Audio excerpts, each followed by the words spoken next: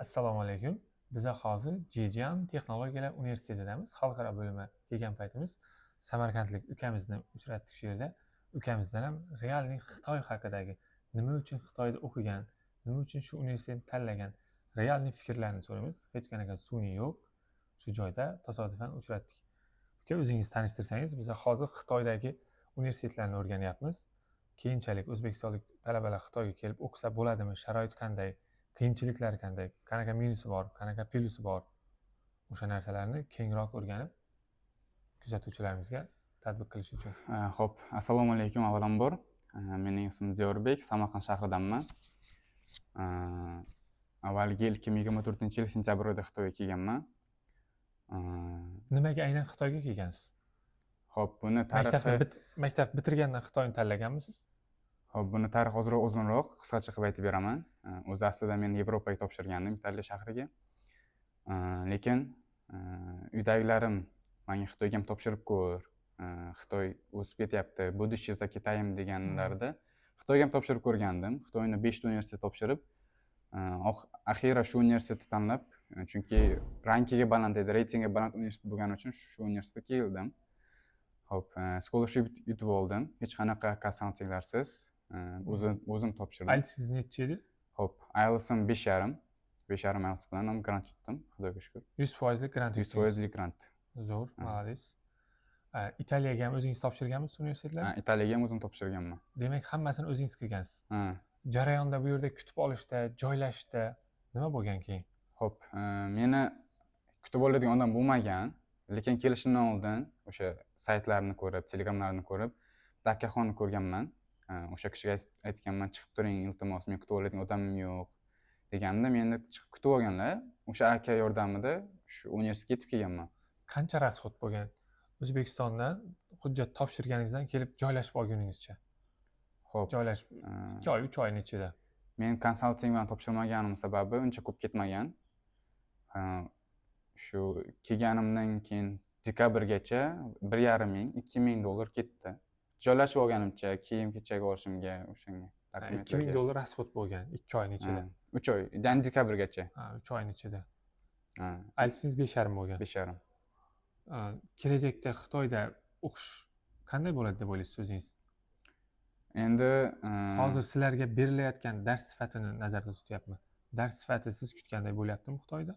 Albatta, dars sifati yaxshi, a'lo darajada. Faqat xitoylik ustozlarning ozroq ingliz tilida aksenti bo'lmaganda, qolgani yaxshi. Ustozlarda aksent bor. Hozir nechta davlatdan kursdoshlaringiz bor? To'g'risi bilmadim, juda ko'p.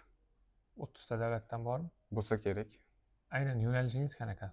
Xo'p, International Economics and Trade, Chinese Business. Ya'ni Xitoy biznesiga yo'naltirilgan. Nimaga aynan Xitoy biznesida o'qiyapsiz? Xalqaro emas. Xalqaro ekonomika va oldi berdi va Xitoy biznesiga yo'naltirilgan bu. Xitoy biznesi. Aynan Xitoy bozori uchun. Hozir sizda Xitoy tili bilish darajangiz necha? HSK. Xo'p, hozirgi darajam HSK 3. Bu men hech qanaqa til kursiga bormay, 1 yilda o'sha ham darsliklarimni qilib, ham Xitoy tilini o'rganib shu darajaga yetdim.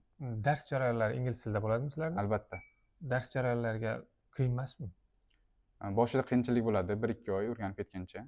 Undan keyin o'sha asosda bo'lib to'g'ri. Xitoyda o'qiyman deganlarga eng muhim 2 ta maslahat. Xo'p, birinchidan qo'rqmanglar, hech qanaqa konsalting bilan topshirib qiynalaman deb o'ylamanglar. O'zlaring bemalol topshira olasizlar. Hech qanaqa qiyinchilik joyi yo'q. O'sha kompyuterni ochib, prosta o'sha saytning nomini yozib kirib, o'zlaringiz topshirsangiz bo'ladi. Uncha ko'p pul ketmaydi, Yevropaga o'xshab. Xitoy o'zimizga o'xshagan, narxlari ham bir xil davlat. Nima, ko'chada sizning yashash sharoitingiz qanchaga tushyapti hozir? Xo'p, Общежитияda yashaysizmi? Общежитияda yashayman. Oyiga uzog'i $300 ketadi. Общий yashashingizga. 1 oylik o'sha yeb-ichish, ko'chaga chiqish $200 dan $300 ketadi. Toshkent sharoiti bilan bir xil ekan demak. Toshkentda ham shunaqa ketadi. To'ppa-to'g'ri. O'qishingiz grant.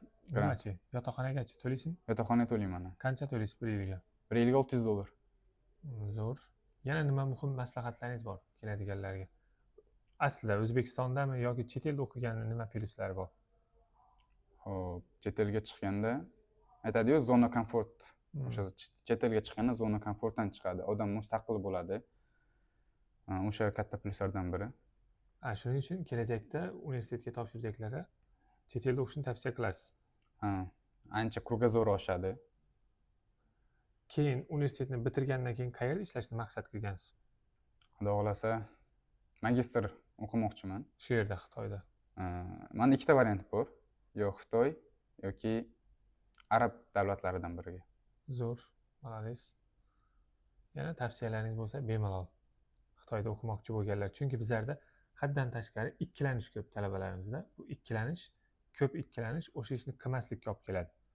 Ko'p kuzatamiz. Bizlar o'zimiz o'quv markazimiz bor. Hozir bizga ko'pchilik Xitoyda o'qish bilan ko'p chiqyapti, lekin bizlar Xitoyda o'qib yurgan talabalarning aniq fikrini eshitishimiz kerak. Xom xayollar bilan topshirmaslik uchun, talabalarni yo'naltirmaslik uchun hozir Xitoyning ko'p shaharlariga, universitetlarga borib, talabalarni realniy o'zlaridan fikrini eshityapmiz. Xo'p, qo'rqmangizlar, topshiringizlar.